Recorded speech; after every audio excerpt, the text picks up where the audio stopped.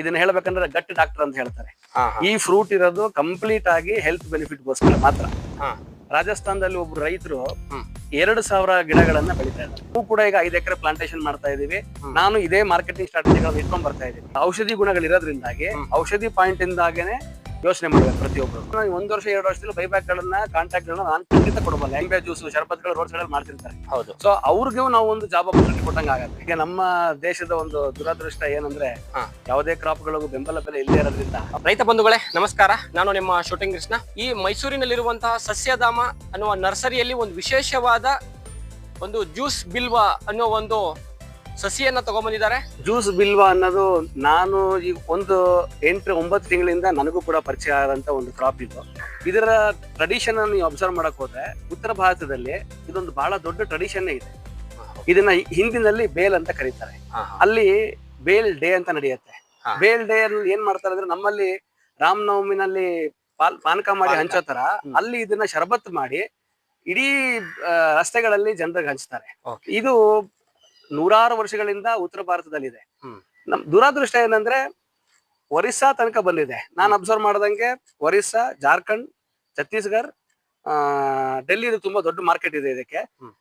ಒರಿಸ್ಸಾಗ್ ಬಂದು ನಿಂತೋಗಿದೆ. ಅಲ್ಲಿಂದ ಆಚೆಗೆ ಮಹಾರಾಷ್ಟ್ರಕ್ಕೆ, ಕರ್ನಾಟಕಕ್ಕೆ, ತಮಿಳುನಾಡು, ಕೇರಳ, ಆಂಧ್ರ ಇಷ್ಟಕ್ಕೆ ಪರಿಚಯ ಇಲ್ಲ. ಈಗ ನಮ್ಮ ದೇಶದ ಒಂದು ದುರದೃಷ್ಟ ಏನಂದ್ರೆ ಯಾವುದೇ ಕ್ರಾಪ್ ಗಳಿಗೂ ಬೆಂಬಲ ಬೆಲೆ ಇಲ್ಲದೆ ಇರೋದ್ರಿಂದ ನಮ್ಮ ರೈತರು ಪಕ್ಕದ ಜಮೀನವ್ರು ಏನ್ ಮಾಡ್ತಾರೋ ಅದನ್ನ ಮಾಡಿ ಒಂದೇ ಸಲ ಯಾವುದೇ ಕ್ರಾಪ್ ಗಳನ್ನು ಜಾಸ್ತಿ ಬೆಳೀತಾರೆ ಇಲ್ಲ ಕಮ್ಮಿ ಬೆಳೀತಾರೆ. ಸೊ ಎರಡರ ಮಧ್ಯದಲ್ಲಿ ಯಾವತ್ತೂ ಅವನು ಲಾಸ್ ಆಗ್ತಾ ಬರ್ತಾ ಇರ್ತಾನೆ. ಸೊ ನಾನು ಬಿಲ್ವದ ವಿಷಯದಲ್ಲಿ ಏನ್ ಹೇಳ್ತೀನಿ ಅನ್ನೋದಾದ್ರೆ ಇದು ಬೇರೆ ಫ್ರೂಟ್ ಗಳ ತರ ಎಕ್ಸೋಟಿಕ್ ಫ್ರೂಟ್ಸ್ ಅಂತ ನಾನು ಹೇಳಲ್ಲ. ಇದು ಹೇಳ್ಬೇಕಂದ್ರೆ ಗಟ್ ಡಾಕ್ಟರ್ ಅಂತ ಹೇಳ್ತಾರೆ. ಈ ಫ್ರೂಟ್ ಇರೋದು ಕಂಪ್ಲೀಟ್ ಆಗಿ ಹೆಲ್ತ್ ಬೆನಿಫಿಟ್ ಗೋಸ್ಕರ ಮಾತ್ರ. ನಾವು ಇದನ್ನ ನಾವು ಮಿಲ್ಕ್ ಶೇಕ್ ಮಾಡಿ ಕುಡಿಲಿಕ್ಕೆ ಬರೋದಿಲ್ಲ. ಇದು ಹೆಲ್ತಿ ಡ್ರಿಂಕ್. ಬೆಳಗ್ಗೆ ಎದ್ದು ಒಂದು ವಾಕಿಂಗ್ ಹೋಗಿ ಬಂದು ಒಂದು ಗ್ಲಾಸ್ ಜ್ಯೂಸ್ ನ ಕುಡಿಯುವಂಥದ್ದು. ಮತ್ತೆ ಇದು ಫೇಮಸ್ ಇರೋದೇ ಸಮ್ಮರ್ ಜ್ಯೂಸ್ ಅಂತ. ಉತ್ತರ ಭಾರತದಲ್ಲಿ 40-50 ಉಷ್ಣಾಂಶ ಹೋಗುತ್ತೆ. ನಿಮ್ಮ ಉತ್ತರ ಕರ್ನಾಟಕದಲ್ಲಿ ಕೂಡ ಹಾಗೆ ಇರುತ್ತೆ. ಸೊ ಆ ಉಷ್ಣಾಂಶನ ತಿಳಿಗೊಳಿಸಕ್ಕೋಸ್ಕರ ಇದು ನಿಮ್ಗೆ ರೋಡ್ ಅಲ್ಲಿ ಶರಬತ್ ಮಾಡಿ ಕುಡಿತಾ ಇರ್ತಾರೆ. ಸೊ ಅತಿ ಹೆಚ್ಚು ಇದರಲ್ಲಿ ಔಷಧಿ ಗುಣಗಳಿರೋದ್ರಿಂದಾಗಿ ಔಷಧಿ ಪಾಯಿಂಟ್ ಇಂದಾಗೇನೆ ಯೋಚನೆ ಮಾಡ್ಬೇಕು ಪ್ರತಿ. ರಾಜಸ್ಥಾನದಲ್ಲಿ ಒಬ್ರು ರೈತರು 2,000 ಗಿಡಗಳನ್ನ ಬೆಳಿತಾ ಇದ್ದಾರೆ. ಇದನ್ನೇ ಅವ್ರ ತಂದೆ ನೆಟ್ಟ ಒಂದು ಮದರ್ ಪ್ಲಾಂಟ್ ಇಂದ ಅವರು ಸೀಡ್ ಇಂದಾನೆ ಬೆಳೆಸಿ 2,000 ಗಿಡ ಮಾಡಿ ಈ ವರ್ಷದಿಂದ ಮಾರ್ಕೆಟ್ ಕೊಡ್ತಾ ಇದ್ದಾರೆ. ಅವರು ರಾಜಸ್ಥಾನ ಅಂತ ಮರುಭೂಮಿನಲ್ಲಿ ಅವ್ರು ಏನ್ ಮಾಡಿದ್ದಾರೆ ಅಂದ್ರೆ 5 ಅಡಿ ಬಿಟ್ಟು ತೆಗ್ದಿದ್ದಾರೆ. ಅಷ್ಟಕ್ಕೂ ಎರೆಹುಳ ಗೊಬ್ಬರ ಹಾಕ್ತಾರೆ. ಅದನ್ನ ಪ್ಲಾಂಟ್ ಮಾಡ್ತಾರೆ. ಅವ್ರದ್ದು ವೆಲ್ ಈಲ್ಡಿಂಗ್ ಇದೆ. ಈ ವರ್ಷ ನಮ್ಮ ರಿಲಯನ್ಸ್ ಮಾರ್ಟ್ ಗಳವರು ಕರ್ನಾಟಕಕ್ಕೆ ಪರಿಚಯ ಮಾಡಿಸಿದ್ರು. ನಾನೇ ಹೋಗಿ 4 ಹಣ್ಣು ಕೊಂಡ್ಕೊಂಡ್ ಬಂದೆ. ಒಂದು ಹಣ್ಣು 700 ಗ್ರಾಮ್ ಇರೋದಕ್ಕೆ 150 ರೂಪಾಯಿ ಪರ್ ಪೀಸ್. 700 ಗ್ರಾಮ್ ಹಣ್ಣಿಗೆ 150 ರೂಪಾಯಿ. ಸೊ ನಮ್ದು 1.5-2 kg ಇರೋಂಥದ್ದು ನಾವು ಜನರಿಗೆ ಪರಿಚಯ ಮಾಡಿದಾಗ 100 ರೂಪಾಯಿಗೆ ಹೋಗುತ್ತೆ. ಇದ್ರಲ್ಲಿ ಇನ್ನೊಂದು ಬಿಗ್ಗೆಸ್ಟ್ ಅಡ್ವಾಂಟೇಜ್ ಇದೆ. ಇದ್ರದ್ದು ಕೀಪಿಂಗ್ ಕ್ವಾಲಿಟಿ 15-20 ದಿನ.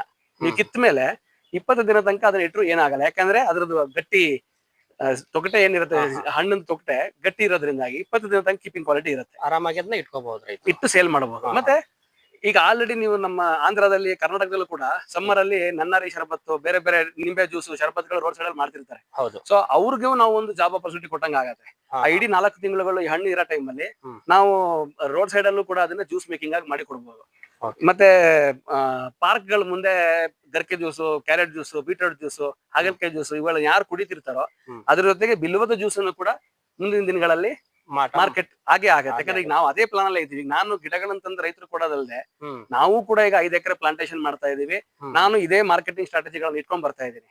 ಆ ನಂತರ ಜಾಮ್ ಮಾಡ್ತಾರೆ. ಸೊ ಬಹಳಷ್ಟು ವೆರೈಟಿಗಳು ಆಲ್ರೆಡಿ ಮಾರ್ಕೆಟ್ ಅಲ್ಲಿ ಇದೆ. ಇದನ್ನ ನಾವು ಇವಾಗ ಸರಳೀಕರಣಗೊಳಿಸಬೇಕು. ಮತ್ತೆ ಕರ್ನಾಟಕ ಸಂಬಂಧಪಟ್ಟಂತ ಕೆಲವು ಫುಡ್ ಅನ್ನ ಚೇಂಜ್ ಮಾಡ್ಕೊಳ್ಳೋಕೋಸ್ಕರ ನಾವು ಆಲ್ರೆಡಿ ಇವಾಗ ಸುಮಾರು ಕಂಪನಿಗಳ ಜೊತೆ, ಫ್ಯಾಕ್ಟರಿಗಳ ಜೊತೆ ಡಿಸ್ಕಷನ್ ನಡೀತಾ ಇದೆ. ರೆಡಿ ಟು ಡ್ರಿಂಕ್ ಕೂಡ ಮಾಡಬಹುದು. ಆಲ್ರೆಡಿ ಉತ್ತರ ಭಾರತದಲ್ಲಿ ನಮ್ಮ Fanta Torino ಇರಂಗೆ ready to drink ಮಾಡ್ತಾ ಇದ್ದಾರೆ. ಸೊ ಇದು ಮಾರ್ಕೆಟಿಂಗ್ ಪಾಯಿಂಟ್ ಅಲ್ಲಿ ಬಹಳಷ್ಟು ಇದಾವೆ. ಈಗ ನಾನೇ 1 ವರ್ಷದಲ್ಲಿ ನೋಡಿದಾಗ ಪ್ರತಿದಿನ ಇದ್ರ ಬಗ್ಗೆ ಇದ್ರದ್ದು ಬೈ ಪ್ರಾಡಕ್ಟ್ ಬಗ್ಗೆ ಬಹಳಷ್ಟು ಡಿಸ್ಕಷನ್ ಆಗ್ತಾ ಇದೆ. ಸೊ ಮುಂದಿನ ದಿನಗಳಲ್ಲಿ ರೈತರು ಹಾಕಿ 3 ವರ್ಷ ಆಗಿ ಫ್ರೂಟ್ ಬರೋ ಅಷ್ಟೊಳಗಡೆ ಇಲ್ಲಿ ಒಂದು ಬಹಳ ದೊಡ್ಡ ಮಾರ್ಕೆಟ್ ಕ್ರಿಯೇಟ್ ಆಗಿರತ್ತೆ. ಮತ್ತೆ ನಾನೇ ಈಗ ಮುಂದಿನ ಫೆಬ್ರವರಿ-ಮಾರ್ಚ್ ಸಮ್ಮರ್ ಅಲ್ಲಿ ಉತ್ತರ ಭಾರತದಿಂದ ಹಣ್ಣನ್ನು ತರಿಸ್ತಾ ಇದ್ದೀನಿ. ಯಾಕಂದ್ರೆ ಯಾರೇ ಗಿಡ ಕೊಂಡ್ಕೊಳಕ್ ಬರೋರ್ಗು ಇದನ್ನ ನೋಡ್ಬೇಕು, ಟೇಸ್ಟ್ ಮಾಡ್ಬೇಕು ಅಂತ ಇದೆ. ಸೊ ನಾನೇ ಇವಾಗ ಅವ್ರಿಗೆ ಹಣ್ಣುಗಳನ್ನ ತರಿಸಿ ಒಂದಷ್ಟು ಮಾರ್ಕೆಟಿಂಗ್ ಮಾಡಿ ಜನರಿಗೆ ಪರಿಚಯ ಮಾಡಿಸಿ 3 ವರ್ಷ ಆದ್ಮೇಲೆ ಕರ್ನಾಟಕದಲ್ಲಿ ಬೆಳೆದ ಹಣ್ಣುಗಳನ್ನ ಮಾರ್ಕೆಟಿಂಗ್ ಮಾಡಬೇಕು ಅನ್ನೋ ಒಂದು ಪ್ಲಾನ್ ಪ್ಲಾನ್ ಇಟ್ಕೊಂಡಿದ್ದೀನಿ. ಅಲ್ಲಿ ಇಟ್ಕೊಂಡಿದ್ದೀರಾ? ಈಗ ಇದು ಒಂದು ನಾನು ನರ್ಸರಿಯವನಾಗಿ ಗಿಡ ಕೊಡ್ತಾ ಇದ್ದೀನಿ. ದ ಸೇಮ್ ಟೈಮ್ ನಾನು ಇನ್ನು 2-3 ತಿಂಗಳಲ್ಲಿ ನಾನು ಕೂಡ ಈಗೇನು ದೊಡ್ಡ ಕವರ್ಗೆ ನೋಡ್ತಾ ಇದ್ರೆ ನನ್ನ ಜಮೀನಲ್ಲಿ ಹಾಕಕ್ಕೆ ಅನ್ನೋಕ್ಕೋಸ್ಕರ ಊರಲ್ಲಿ ಪ್ಲಾಂಟಿಂಗ್ ರೆಡಿ ಮಾಡ್ತಾ ಇರೋದು. ಅಂದ್ರೆ ನಿಮ್ದು ಆಲ್ರೆಡಿ ಈಗ ರೈತ ಭೂಮಿ ಇದ್ಕೊಂಡು ಅಲ್ಲಿ ನೀವು ಬೆಳೆಯುವ ಅಂತ ಖಂಡಿತ ಅಲ್ಲಿ 5 ಎಕರೆ ಪ್ಲಾಂಟೇಶನ್ ಡಿಸೆಂಬರ್ ಜನವರಿನಲ್ಲಿ ಪ್ಲಾಂಟೇಶನ್ ಆಗುತ್ತೆ. ನನಗೂ ಸ್ಟಾರ್ಟಿಂಗ್ ಅಲ್ಲಿ ಎಲ್ಲರಿಗೂ ಕಾಡ್ದಂಗೆ ಅದೇ ಪ್ರಶ್ನೆ ಇತ್ತು. ಬಟ್ ನಾನ್ ಕಂಡ್ಕೊಂಡು ಉತ್ತರ ನಾನು ಆಗ್ಲೇ ಹೇಳ್ದಂಗೆ, ನಾನು ಈ ವರ್ಷನೇ ಹಣ್ಣುಗಳನ್ನ ತಂದು ನಾನು ನನ್ನ ಫ್ರೆಂಡ್ ಸೇರಿ ಈಗ ಒಂದು ಬೆಂಗಳೂರು ಒಂದು ಕಂಪನಿ ಕ್ರಿಯೇಟ್ ಮಾಡ್ತಾ ಇದೀವಿ. ಬಿಲ್ವಾಷ್ಟಕಂ ಅಂತ ಅದಕ್ಕೆ ಹೆಸರು ಕೊಟ್ಟಿದೀವಿ. ಸೊ ನಾವೀಗ ಏನ್ ಮಾಡ್ತಿದೀವಿ, ಉತ್ತರ ಭಾರತದಿಂದ ತಗೊಂಡ್ಬಂದು ಈ ಹಣ್ಣುಗಳನ್ನ ರಾ ಆಗಿ ಎಷ್ಟು ಮಾರಕ್ಕಾಗುತ್ತೋ ಅಷ್ಟು ಮಾರಿ ನಾವು ಮನೆಯಲ್ಲೇ ಜ್ಯೂಸ್ ಮಾಡಿ ಬೆಂಗಳೂರಿನ ಎಲ್ಲಾ ಪಾರ್ಕ್ ಗಳಲ್ಲಿ ಇರುವಂತ ಕಸ್ಟಮರ್ಸ್ ಗಳು ಕೊಡ್ಬೇಕು ಅಂತ ಆಲ್ರೆಡಿ ನಾವೀಗ ಪ್ಲಾನ್ ಮಾಡಿ ಇಟ್ಕೊಂಡಿದೀವಿ. ಇದು ಒಂದು. ಮತ್ತೆ ನಾನು ಬಾಗಲಕೋಟೆಗೆ ಹೋದಾಗ ನಾನು ಅಲ್ಲೊಬ್ಬರನ್ನ ಭೇಟಿ ಮಾಡಿದ್ದು, ಅವ್ರು ಸರ್ ಆಲ್ರೆಡಿ ಲೆಮನ್ ನಲ್ಲಿ ಸ್ಕ್ವಾಶ್ ಪೌಡರ್ಸ್ ಡಿಫ್ರೆಂಟ್ ಐಟಮ್ಸ್ ನ ತಯಾರು ಮಾಡಿ ಅವರು ಎಕ್ಸ್ಪೋರ್ಟ್ ಮಾಡ್ತಾ ಇದ್ದಾರೆ. ಸೊ ಅವರು ಕೂಡ ಅಪ್ರೋಚ್ ಮಾಡಿದಾಗ ಅವ್ರಿಗೂ ಇದು ಇಂಟ್ರೆಸ್ಟಿಂಗ್ ಅನ್ಸಿ ಅವರು ಕೂಡ ಪ್ರಯತ್ನ ಮಾಡ್ತೀವಿ ಅಂತ ಹೇಳಿದ್ದಾರೆ. ಸೊ ಈಗ ಗಿಡ ಬಂದಿರೋದ್ರಿಂದ ಹಣ್ಣು ಸಿಗಕ್ ಶುರು ಆದ್ರೆ ನಮ್ಗೇನೆ ಬೈ ಪ್ರಾಡಕ್ಟ್ ಗಳು ಮಾಡೋರ್ಗೆ ಒಂದಷ್ಟು ಜನಕ್ಕೆ ಮಾತಾಡಿಸಿ ಮಾಡಿಸಿ ನಾವು ಅದನ್ನ ಮಾರ್ಕೆಟಿಂಗ್ ಮಾಡ್ಬೇಕು ಅಂತ ಇದೆ. ಸೊ ಈ 3 ವರ್ಷದಲ್ಲಿ ಇದು ಬೆಳೆದ ಮೇಲೆ ಮಾರ್ಕೆಟಿಂಗ್ ಮಾಡಬೇಕು ಅನ್ನೋದು ದೂರದ ಮಾತು. ಯಾಕಂದ್ರೆ ಆಗ್ಲೇ ಹೇಳ್ದಂಗೆ ರಿಲಯನ್ಸ್ ಅಂತ ಕಂಪನಿ ಆಲ್ರೆಡಿ ಹಣ್ಣನ್ನ ಮಾರ್ಕೆಟ್ ತಂದಿದೆ. ನಾವು ಈಗ ಈ ವರ್ಷದಿಂದ ನಾನು ಮಾರ್ಕೆಟ್ಗೆ ಅಲ್ಲಿಂದ ತರಿಸಿ ಕೊಡ್ತೀನಿ. ಇನ್ 3 ವರ್ಷದಲ್ಲಿ ಜನಕ್ಕೆ ಪರಿಚಯ ಆಗಿರುತ್ತೆ. ಸೊ ಇದು ನಾನ್ ರೈತರಿಗೆ ಹೇಳೋದೇನಂದ್ರೆ, ಬೇರೆ ಹಣ್ಣುಗಳ ತರ ಬೆಳೆದು ಮೀಡಿಯೇಟರ್ ಕೊಡೋದಕ್ಕಿಂತ ಇದನ್ನ ನಾವು ಮಾರೋದ್ರಷ್ಟೇ ಒಳ್ಳೆ ದುಡ್ಡು ನೋಡ್ಬೋದು. ಮಧ್ಯವರ್ತಿ ಕೊಟ್ರೆ ಕಡಿಮೆ ಸಿಗತ್ತೆ, ನಾವೇ ಮಾರಿದ್ರೆ ಹೆಚ್ಚು ಸಿಗತ್ತೆ. ನಾನು ಆಗ್ಲೇ ಹೇಳ್ದಂಗೆ ನಮ್ದು ಚಾಮರಾಜನಗರ ಮಹದೇಶ್ವರ ಬೆಟ್ಟದ ಹತ್ರ. ಸೊ ನಮಗೆ ಟೂರಿಸ್ಟ್ ಜಾಸ್ತಿ ಇರ್ತಾರೆ. ಸೊ ನಾನು ಬೆಳೆದಿದ್ದ ಟೈಮ್ ಅಲ್ಲಿ ನಾನು ಒಬ್ಬ ಹುಡುಗನ ಕೂರಿಸಿ ನಾನು ರೋಡ್ ಸೈಡ್ ಅಲ್ಲಿ ನಾನು ಮಾರಿಸ್ತೇನೆ. ಅಲ್ಲೆಲ್ಲ ಈಗ ತರಕಾರಿಗಳು ಮಾರ್ತಾರೆ, ಹಣ್ಣು ಮಾರ್ತಾರೆ, ಎಲ್ಲ ಕಾರ್ಗಳು ನಿಲ್ಸಿ ತಗೊಂಡು ಹೋಗ್ತಾರೆ. ಸೊ ಅಂತವ್ರಿಗೆ ಇದನ್ನೇನಂದ್ರೆ ಇದು ನೋಡೇ ಇಲ್ದೇ ಇರೋದ್ರೆ ನೋಡಿದ ತಕ್ಷಣ ಅಟ್ರಾಕ್ಟ್ ಆಗತ್ತೆ. ಆ ಅಟ್ರಾಕ್ಟ್ ಆಗಿ ಕಸ್ಟಮರ್ ಬಂದಾಗ ನಾವು ಅವ್ರಿಗೆ ಏನ್ ಎಕ್ಸ್ಪ್ಲೇನ್ ಮಾಡಿ ಕೊಡ್ತೀವಿ, ಇದ್ರ ಉಪಯೋಗಗಳನ್ನ ನಾವು ಅವ್ರಿಗೆ ತೋರಿಸ್ತೀವಿ, ಅದ್ರ ತಕ್ಕಂತೆ ಅದನ್ನ ಮಾರ್ಬೋದು. ಸೊ ರೈತರಿಗೆ ಒಂದು ತಾವೇ ಮಾರ್ಬೋದು.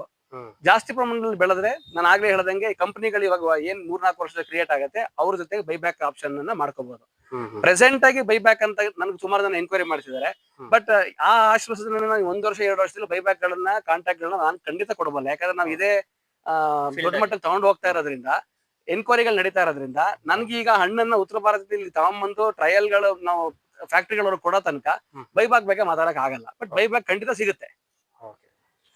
ರೈತ ಬಂಧುಗಳೇ, ನಮ್ಮ ಈ ವಿಡಿಯೋನ ನೋಡ್ತಾ ಇರೋರು ಒಂದು ಸಸ್ಯಧಾಮ ನರ್ಸರಿಲಿರುವಂತಹ ವಿಶೇಷವಾದ ಜ್ಯೂಸ್ ಬಿಲ್ವಾ ಸಸ್ಯ ಒಂದು ಮಹತ್ವವನ್ನ ನಮ್ಮೊಂದಿಗೆ ವಿಜಯ್ ಸರ್ ಅವರು ಹಂಚ್ಕೊಂಡಿದ್ದಾರೆ. ಸೊ ನಿಮ್ಗೇನಾದ್ರೂ ಈ ಜ್ಯೂಸ್ ಬಿಲ್ವಾದ ಗಿಡ ಅಥವಾ ಸಸಿಗಳು ಬೇಕಾಗಿದ್ದರೆ ಇವರ ನಂಬರ್ ನಾವು ಡಿಸ್ಪ್ಲೇ ಅಲ್ಲಿ ಹಾಗೂ ಡಿಸ್ಕ್ರಿಪ್ಷನ್ ಅಲ್ಲಿ ಕೊಟ್ಟಿರ್ತೀವಿ, ಸಂಪರ್ಕಿಸಿ. ಹಾಗೂ ಜ್ಯೂಸ್ ಬಿಲ್ವಾದ ಮುಂದಿನ ಪೀಳಿಗೆಗೆ ಒಂದು ಅತ್ಯುತ್ತಮವಾದ ಮಾರ್ಕೆಟಿಂಗ್ ನಾವು ಸೃಷ್ಟಿ ಮಾಡುತ್ತೆ. ಸೊ ನಮಗೆ ಒಂದು ಅವಕಾಶ ಕೊಟ್ಟು, ಒಂದು ಟೈಮ್ ಕೊಟ್ಟು ಸಸ್ಯಧಾಮ ನರ್ಸರಿಯ ಮಾಲೀಕರಾದಂತ ವಿಜಯ್ ಸರ್ಗೆ ನಮ್ಮ ಯೂಟ್ಯೂಬ್ ಚಾನಲ್ ಕಡೆಯಿಂದ ತುಂಬ ಹೃದಯ ಧನ್ಯವಾದಗಳು. Thank you sir. Thank you so much. ನಿಮ್ಮೆಲ್ಲ ವ್ಯೂವರ್ಸ್ಗೂ ಖಂಡಿತವಾಗಿ ಇಷ್ಟು ತನಕ ವಿಡಿಯೋ ನೋಡೋದಕ್ಕೆ ಥ್ಯಾಂಕ್ ಯು. ದಯವಿಟ್ಟು ನಾನು ಕೂಡ ರಿಕ್ವೆಸ್ಟ್ ಮಾಡ್ತಿದ್ದೀನಿ, ನಾವು ಇಲ್ಲಿ ತನಕ ನಾನು 10 ವರ್ಷದಿಂದ ಎಷ್ಟೇ ಗಿಡಗಳು ಮಾಡಿದ್ರು ಯಾವೊಂದು ಗಿಡಕ್ಕೂ ನಾವು ಇಷ್ಟು ಪ್ರಾಮುಖ್ಯತೆ ಕೊಟ್ಟು ನಾವು ಕಸ್ಟಮರ್ ರೀಚ್ ಮಾಡಬೇಕು ಅಂತ ನಾವು ಟ್ರೈ ಮಾಡಿಲ್ಲ. ಆದ್ರೆ ಇದು ಒಂದು ಭವಿಷ್ಯದ ಗಿಡ, ಮತ್ತೆ ನೆಕ್ಸ್ಟ್ ಜನರೇಷನ್ ಬೇಕೇ ಬೇಕು ಅಂತ ಅನ್ಸಿದ್ರಿಂದಾಗಿ ನಾನು ಮುತುವರ್ಜಿ ತಗೊಂಡು ಇದನ್ನ ಮತ್ತೆ ನಮ್ಮ ಸಮಾನ ಮನಸ್ಕರು ಎಲ್ಲರೂ ಸೇರಿ ಇದು ಇಡೀ ಕರ್ನಾಟಕದಾದ್ಯಂತ ರೀಚ್ ಆಗ್ಬೇಕು ಅಂತ ನಾವು ಪ್ರಯತ್ನ ಮಾಡ್ತಾ ಇದೀವಿ. ದಯವಿಟ್ಟು ನೀವು ಗಿಡಗಳನ್ನ ನೆಡಿ, ಬೇರೆಯವ್ರಿಗೂ ಗಿಡ ನೆಡೋದಕ್ಕೆ ಉತ್ತೇಜನ ಕೊಡಿ. Thank you.